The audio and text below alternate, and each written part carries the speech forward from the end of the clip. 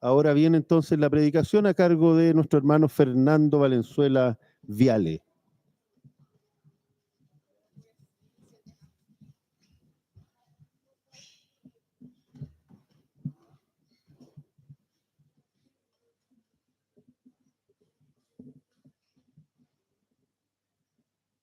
¿Se escucha bien atrás? No, lo supuse. Vamos a ver ahora. Vamos a probar. ¿Por ahí? ¿Y si hablo fuerte? Ya. Vamos a hacer el esfuerzo entonces.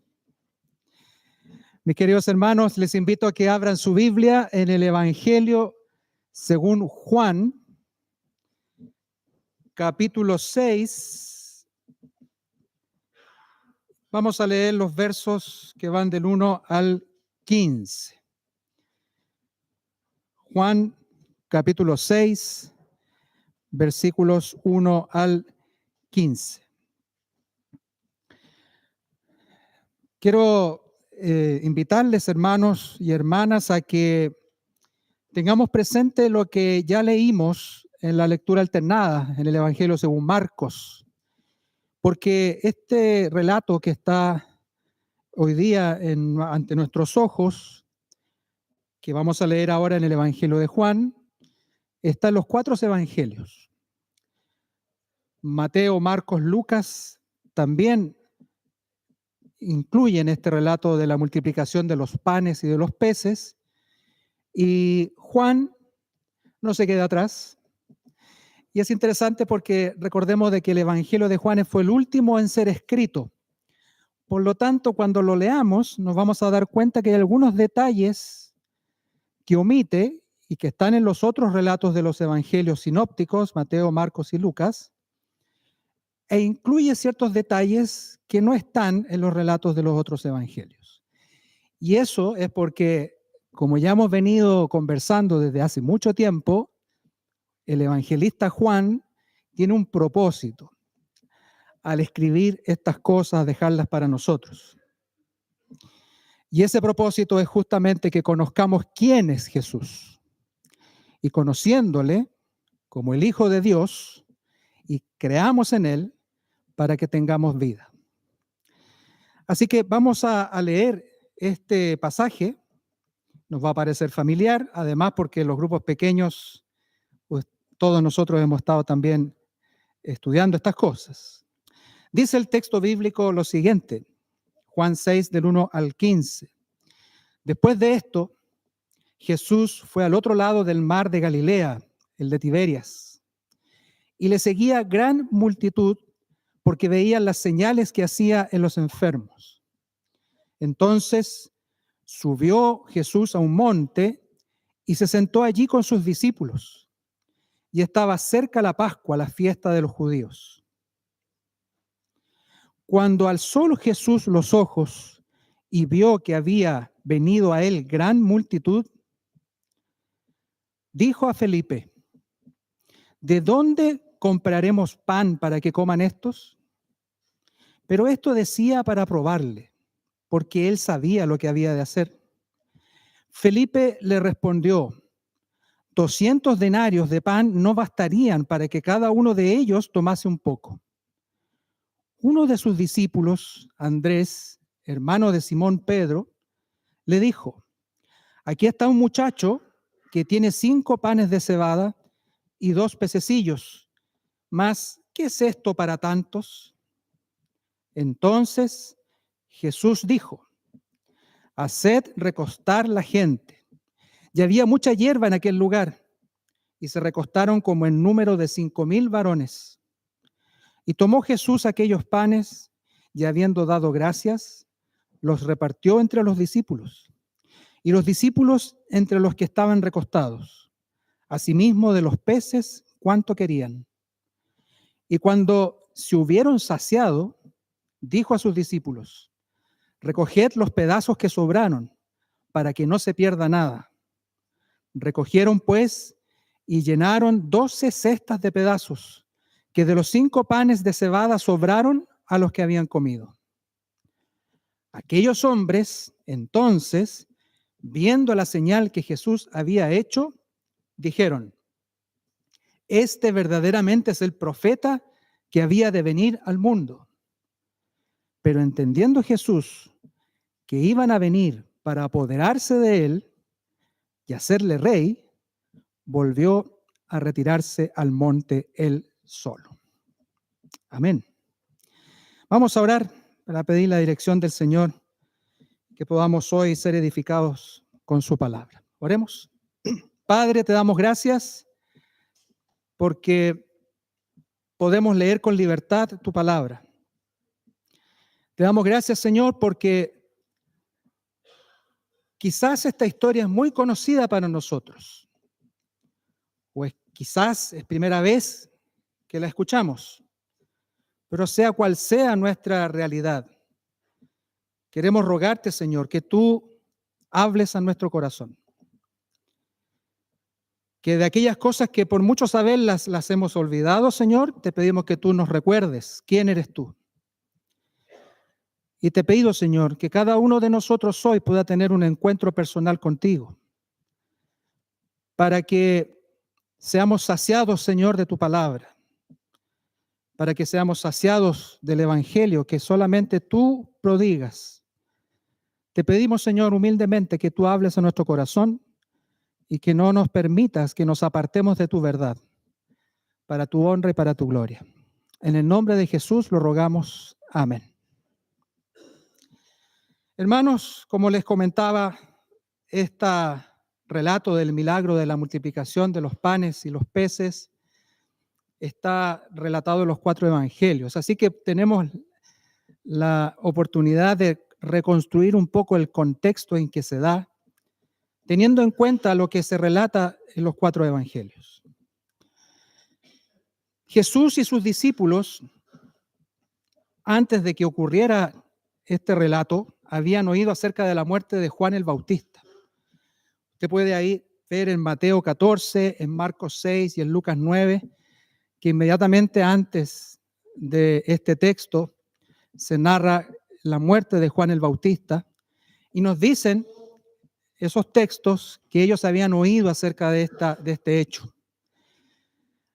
Además, Jesús y sus discípulos habían estado ministrando y predicando al pueblo en Nazaret, en los entornos de Galilea.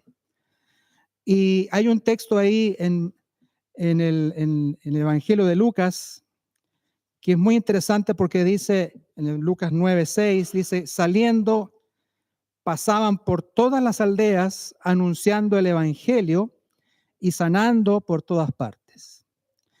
Eso nos explica por qué en el relato de Marcos vemos que Jesús le dice a sus discípulos: venga, que necesitamos descansar un poco y apartarnos a un cierto lugar. Por 2 razones. Jesús y sus discípulos estaban cansados y la noticia de la muerte de Juan el Bautista los había golpeado. Por lo tanto, retirarse a un lugar apartado para descansar y reflexionar era oportuno. Desde la costa occidental de Mar de Galilea, donde se encontraban, o el mar de Tiberias, como lo dice el Evangelio de Juan, tomaron una barca y se dirigieron hacia la costa oriental, algunos kilómetros más allá, a un lugar cercano a la ciudad de Betsaida Julias, que es distinta a la otra ciudad del mismo nombre que está en la costa occidental. Y en ese lugar había un monte. Era primavera, por lo que la ladera del monte que llegaba hasta las costas del mar de Galilea tenía abundante pasto verde, dice, y era un lugar apropiado para descansar. En el Evangelio de Juan que leímos, se nos dice después de esto. Y eso no significa que haya sido inmediatamente después de los hechos que están narrados en el capítulo 5, donde Jesús estaba en Jerusalén, donde sanó al paralítico, sino que más bien Juan, el evangelista, acostumbra a usar en su evangelio que ha transcurrido después de esto, no necesariamente que fue inmediatamente.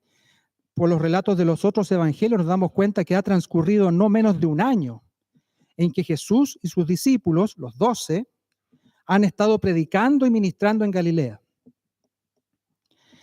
Una multitud proveniente de las diferentes aldeas cercanas se dio cuenta que Jesús y sus discípulos cruzaron en una barca el mar de Galilea, y esta multitud, entusiasmada por las señales de sanidad que habían presenciado, le siguieron por tierra bordeando el lago.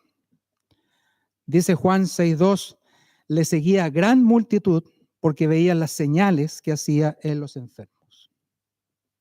El propósito que Juan tiene al relatar este episodio se puede apreciar claramente en el contexto del capítulo 6 completo, que les invito a que lo puedan leer. El propósito que Juan tiene es exaltar a Jesús como el pan de vida, el enviado de Dios a salvar a su pueblo de sus pecados, el Hijo de Dios que entregará su cuerpo y derramará su sangre para redimir a su pueblo.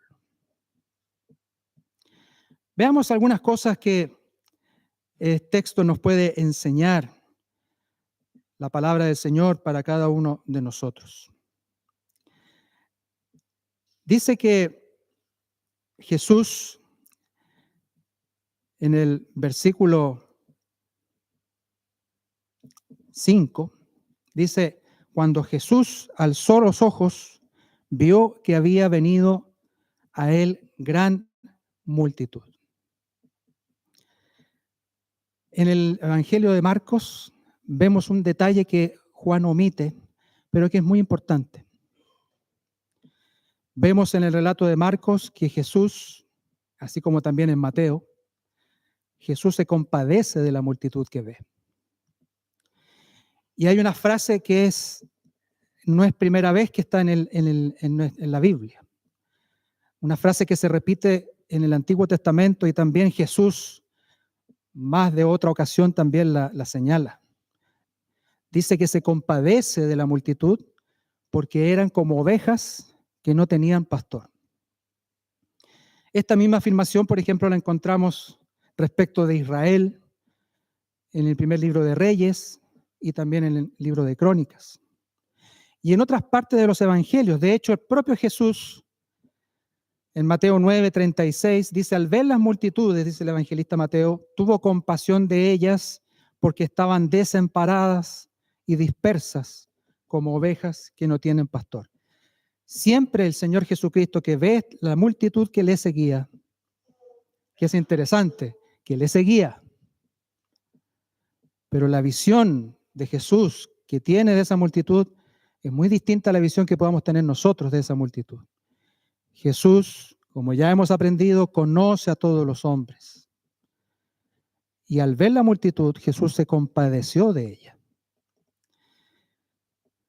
Sabemos que un rebaño de ovejas sin pastor es un rebaño que no tiene dirección. Pero también vemos por el contexto de los evangelios de que esa situación de no tener pastor también habla de desamparo. Habla de que no tienen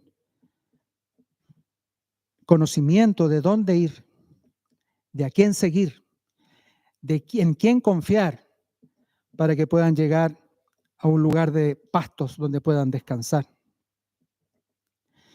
Ese aspecto del relato, que si bien es cierto no está en el Evangelio de Juan que leímos, ciertamente podemos entender de que Jesús, al ver esta multitud y preocuparse por su bienestar, está implícito también en ese relato. Los relatos de los evangelios también nos muestran que Jesús recibió a la gente y vemos que no solo la recibió, no solo la miró, sino que vemos que también les hablaba del reino de Dios. El otro texto nos dice, en otro evangelio dice, les enseñó muchas cosas y sanaba a los que necesitaban ser curados. Manifestando su compasión, vemos que Jesús se sentó a enseñarles, a hablarles del reino y a sanarlos. Aunque en el Evangelio de Juan se omiten todos estos detalles que están en los otros evangelios, es evidente que cuando Jesús alzó su mirada hacia la multitud, su intención era procurar bienestar para ella. En el original, cuando dice, cuando alzó Jesús los ojos en la misma forma de expresión cuando le dice Jesús a sus discípulos, estando ahí cerca de Samaria, cuando les dice, cuando venía la gente que había escuchado el testimonio de la mujer samaritana, dice, alcen sus ojos y vean que la mies está lista para la siega.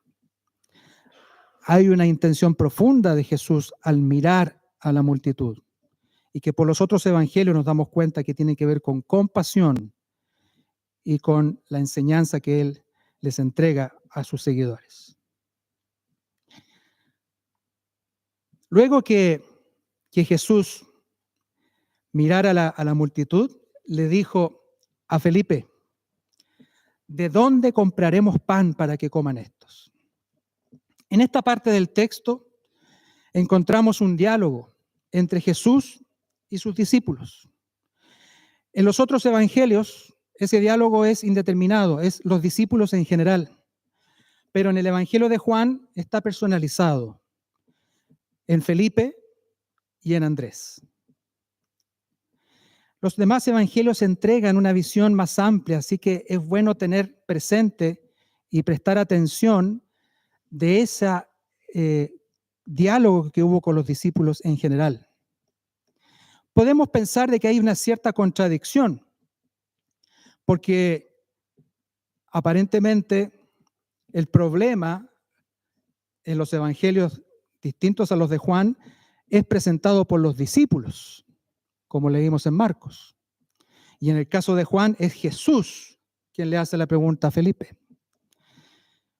Pero no debiera ser eso difícil para nosotros entender, porque ya sabemos, Juan no está preocupado de los detalles.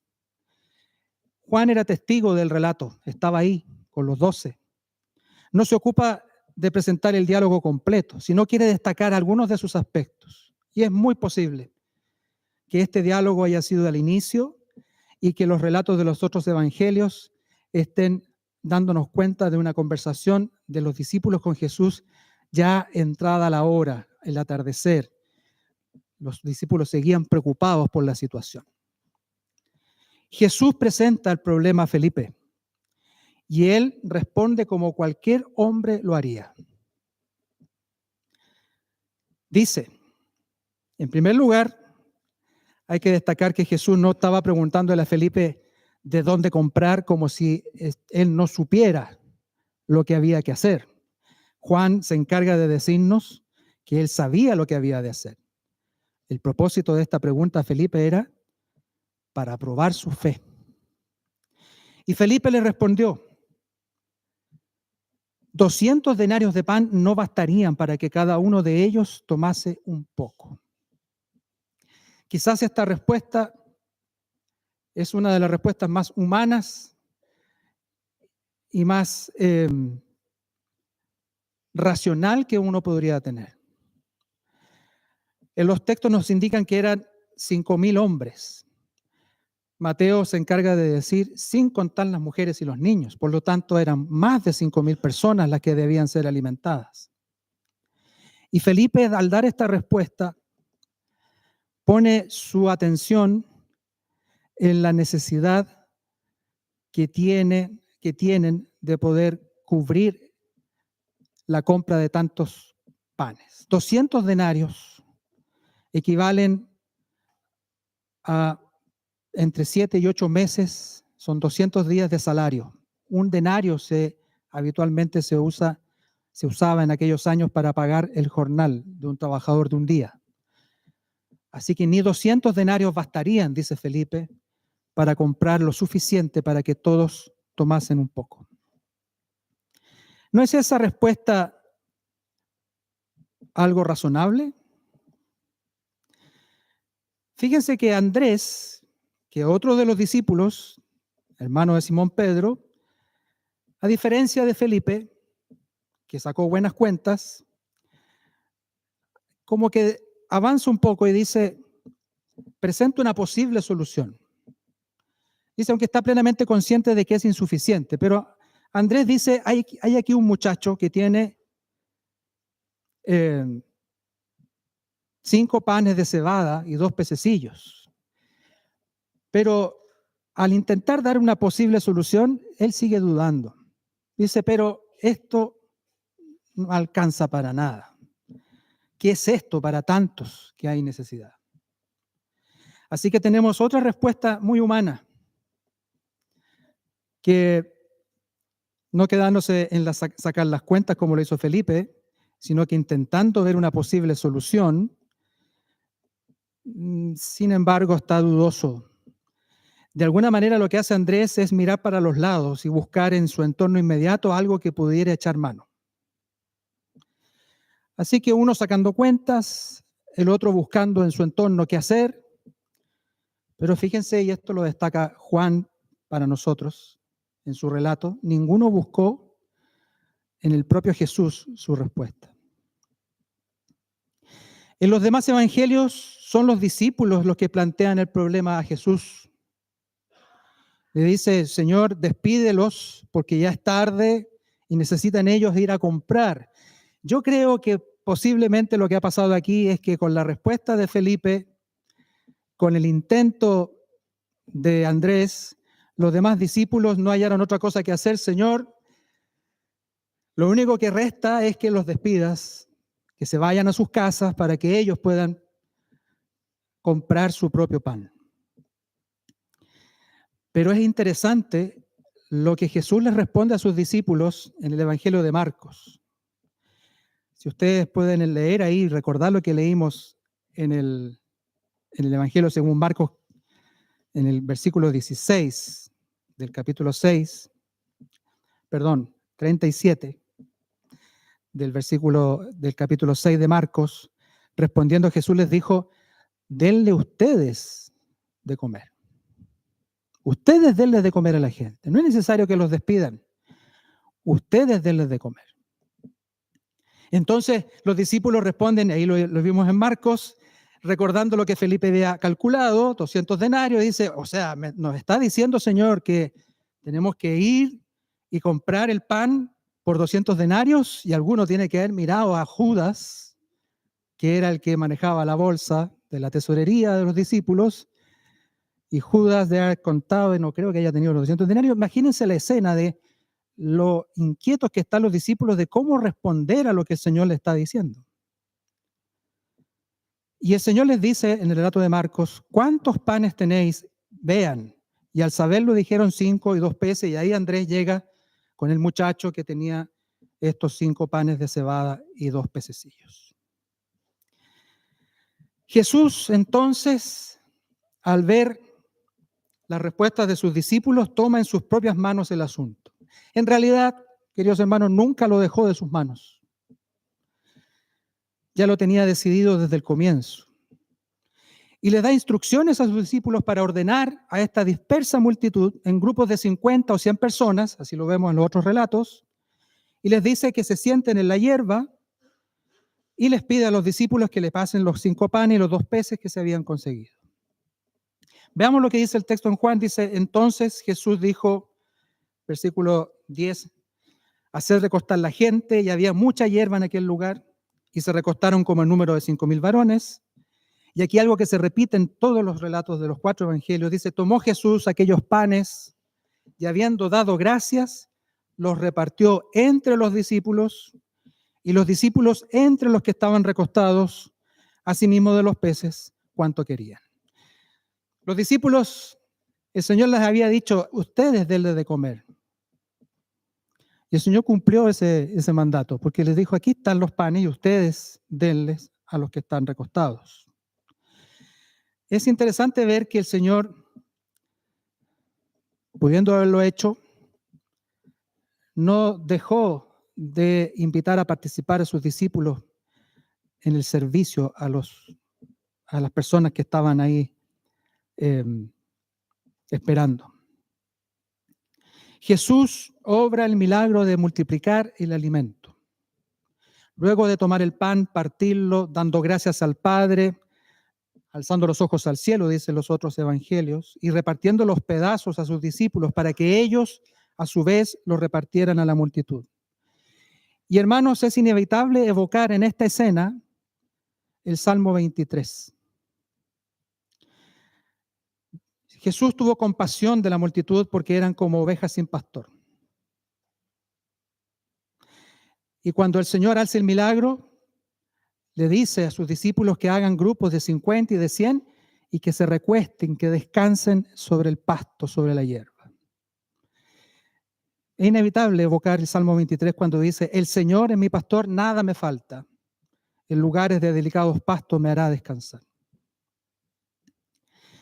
Hubo tanta comida que fue más que suficiente para alimentar a las más de 5.000 personas, algunos dicen 20.000, que incluso llenaron 12 canastas con lo que sobró.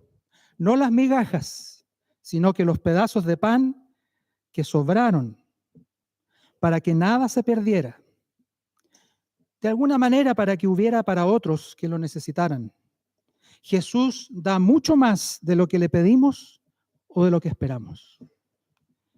El texto dice que cuando se hubieron saciado, y esto es bien importante, hermanos, saciado, no apagaron el hambre con un poco de pan, fueron totalmente satisfechos.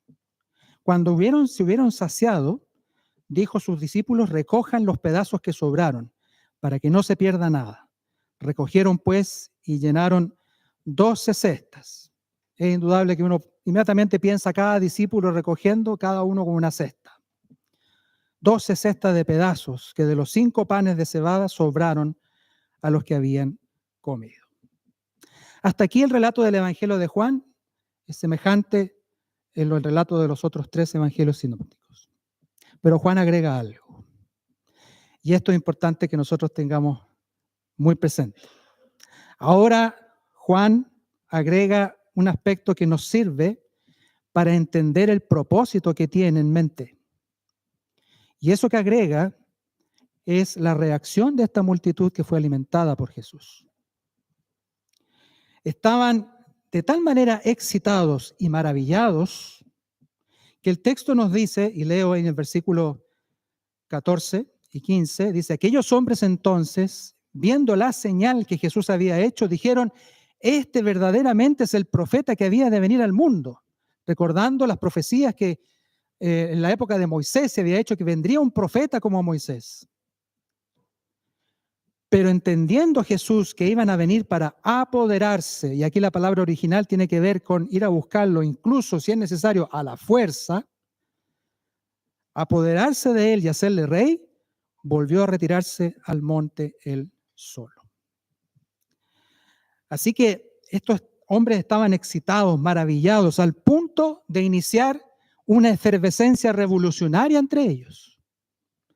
Quieren tomar a Jesús, incluso a la fuerza si es necesario, y llevarlo y hacer su rey, derrocar a Pilato, que estaba gobernando por el poder de Roma. Eso está detrás de esta afirmación que Juan hace. Pero ¿qué clase de rey o profeta estaban esperando estos hombres? ¿Qué estaban entendiendo de las profecías? Y por eso es tan importante leer este pasaje en el contexto del capítulo 6 completo de Juan. Porque más adelante encontramos la clave. Y ustedes pueden ahí acompañarme en la lectura de Juan capítulo 6, versículos 26 y 27. Porque después de que ocurrió esto, al ver lo que se había producido en los que fueron beneficiados con el milagro, los que fueron alimentados, que querían hacerlo rey, dice el texto un poco más adelante, que no lo leímos en los versículos, versículo 16 en adelante, que Jesús le dice a sus discípulos: vuelvan, tomen la barca y vuelvan hacia la costa occidental de nuevo, hacia Capernaum, y Jesús vuelve al monte a estar solo.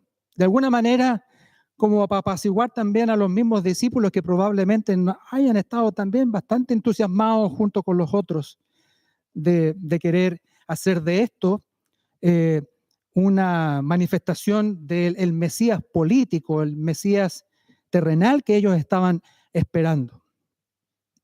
Y Jesús vuelve a estar solo.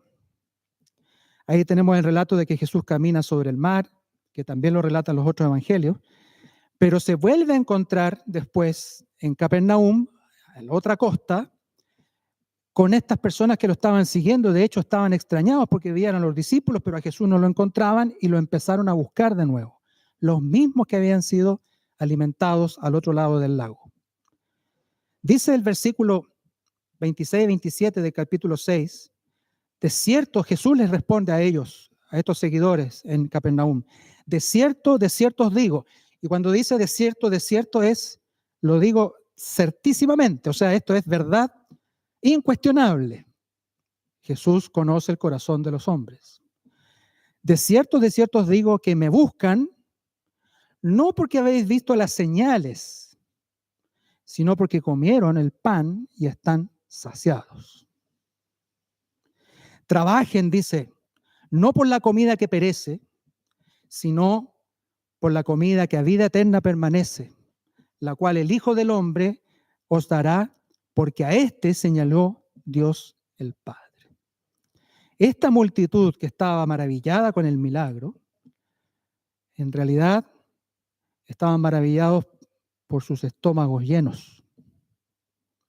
Seguían a Jesús por la sanidad, seguían a Jesús por el pan y los peces. Cuando Jesús vio a la multitud y se compadeció de ella, porque eran ovejas dispersas como sin pastor, Él estaba viendo la realidad del corazón de esos hombres.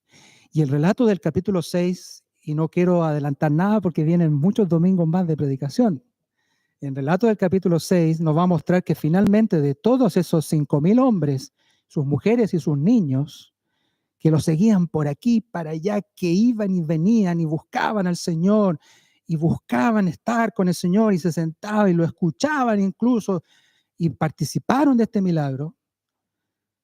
Es triste ver en el final del capítulo 6 como todos lo abandonan al Señor Jesús. Y es más, Jesús le dice a sus discípulos, ¿y ustedes también se van a ir?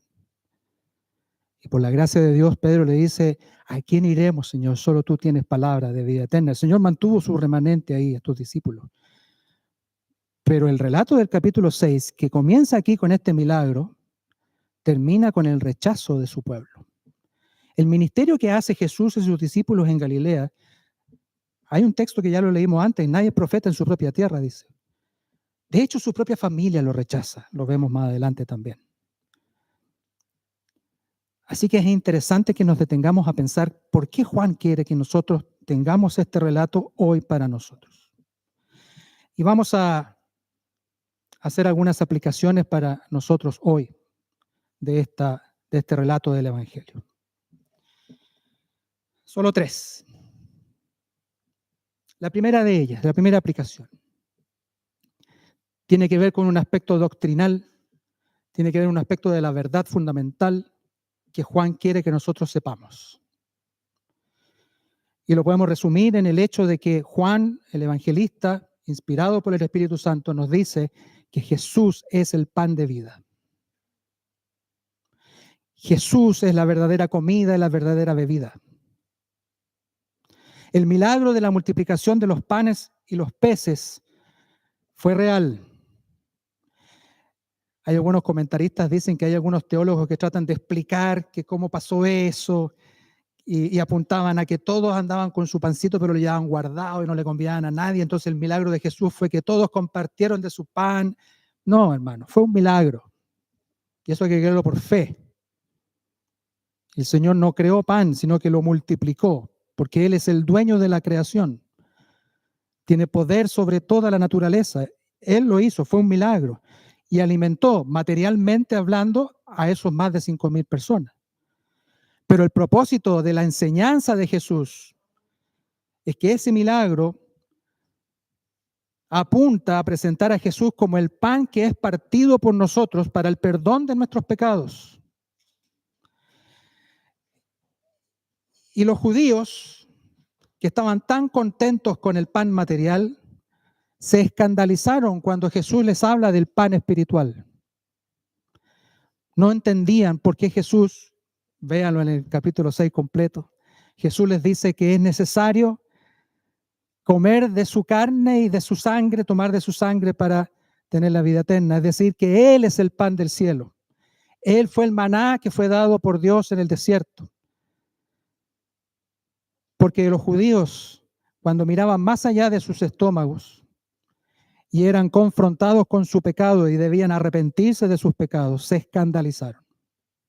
Entonces, lo primero que necesitamos aplicar para hoy nosotros, de este relato, de este milagro, es que debemos conocer a Jesús como quien es. Aquel pan de vida que es partido por nosotros para darnos salvación, para darnos perdón de pecados. Es cierto que Jesús nos bendice, que el Señor nos bendice con bienes materiales. Yo creo que nadie aquí puede dudar de aquello.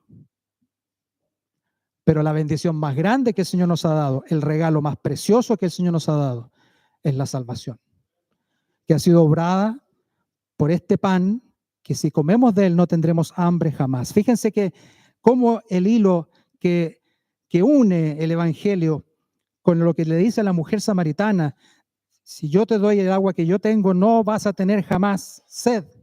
Y ahora habla del pan. Por eso que Juan dice que Jesús es la verdadera comida y la verdadera bebida. Así que la principal aplicación que tenemos, hermanos, aquí, que hay una señal que los judíos no vieron. Y la señal es que, una doctrina fundamental: Jesús es el Hijo de Dios.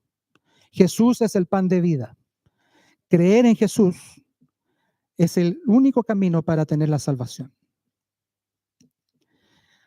Pero hay otras dos lecciones que necesitamos aprender. La segunda es que Jesús prueba nuestra fe. Ante circunstancias difíciles de nuestra vida, somos llamados a confiar en el poder de Jesús y no en nuestras propias fuerzas, que dicho sea de paso, son ningunas. ¿Te quita el sueño calcular cuánto necesitas para sostener tu hogar? 200 denarios. Con suerte alcanzará para un poco. ¿Te quita el sueño eso? ¿O te frustra el darte cuenta de que revisas tu despensa, revisas tu cuenta corriente y encuentras unos poquitos panes y unos pececillos y piensas, frustrado, frustrada, qué poco tengo, no alcanza para todo lo que anhelo y todo lo que necesito? Jesús quiere que descanses en Él. No miremos mal a Felipe y Andrés. Seamos misericordiosos con ellos, porque yo creo que si hubiéramos estado en las mismas circunstancias, hubiéramos respondido igual o peor. Así somos nosotros.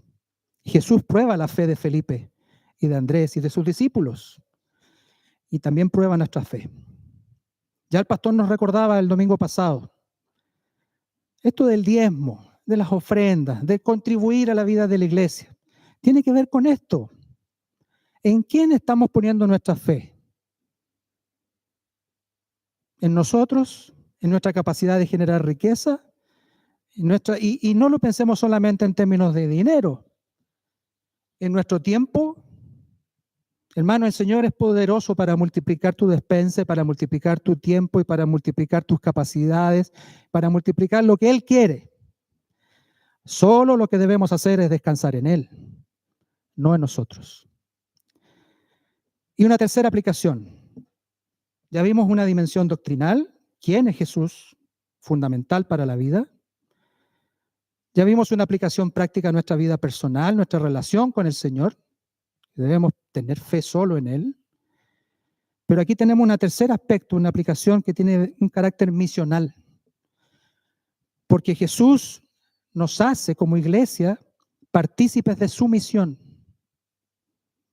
Nos llama como iglesia a tener compasión por las multitudes que están dispersas como ovejas sin pastor.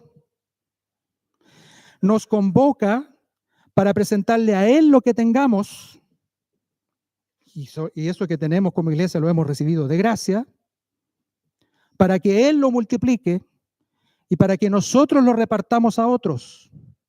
Lo que hemos recibido de gracia debemos dar. ¿Eso aplica solo a la material? No, también. Más importante que lo material, que sin duda tenemos que hacer. Acabamos de ofrendar cosas para que la el comedor solidario se multiplique para alimentar, para bendecir a otros. Pero no solo eso, sino que más que eso, mucho más que eso, debemos preocuparnos de ese alimento que es perecedero, que se preserva para vida eterna. Trabajemos por la comida que permanece para vida eterna. Los discípulos aprendieron una tremenda lección. El Señor los invitó a ser parte de su misión. Y nosotros somos muy buenos para ver los problemas en la vida de la iglesia y no ver la bendición que el Señor nos tiene preparada. Hermanos, aprendamos de este milagro de la multiplicación de los panes y los peces, que solo Jesús es el pan de vida, que nuestra fe debe ser puesta solo en Él, porque de Él dependemos en todo, y que debemos participar de su misión, que es dar a otros lo que hemos recibido de gracia. Somos mendigos que hemos encontrado el pan y que le estamos diciendo a las multitudes que están sin pastor, dispersas, vulnerables, le estamos diciendo, solo en Cristo hay pan de verdad, pan verdadero. Solo Cristo es verdadera comida y verdadera bebida. Que el Señor nos ayude entonces a que podamos aplicar en nuestra vida las enseñanzas del Evangelio. Les invito a orar. Padre, te damos gracias porque por tu palabra sabemos que tú eres el único que puede alimentar nuestra alma, así como sostienes nuestro cuerpo, porque tú has tenido compasión de nosotros. Te damos gracias, Señor, porque tú nos invitas a probar nuestra fe. Ayúdanos, Señor, enséñanos en nuestra debilidad a no mirarnos a nosotros mismos, sino a poner nuestros ojos en ti, el autor y consumador de la fe. Te pedimos, Señor, y te agradecemos porque nos invitas como iglesia a ser parte de tu misión, y te pedimos que nos enseñes a tener pasión por las almas, a cuidar de los demás, a predicarles el Evangelio, para que tú, Señor, sea quien brille en cada corazón de aquellos a los cuales tú has llamado para ser tus hijos. Danos fortaleza, danos poder para que podamos, Señor, proclamar el Evangelio y para que podamos vivirlo, Señor, de corazón, y que podamos, Señor, dar testimonio de que tú eres el Señor de esta iglesia. Todo te lo pedimos y te lo rogamos en el nombre de Jesús. Amén.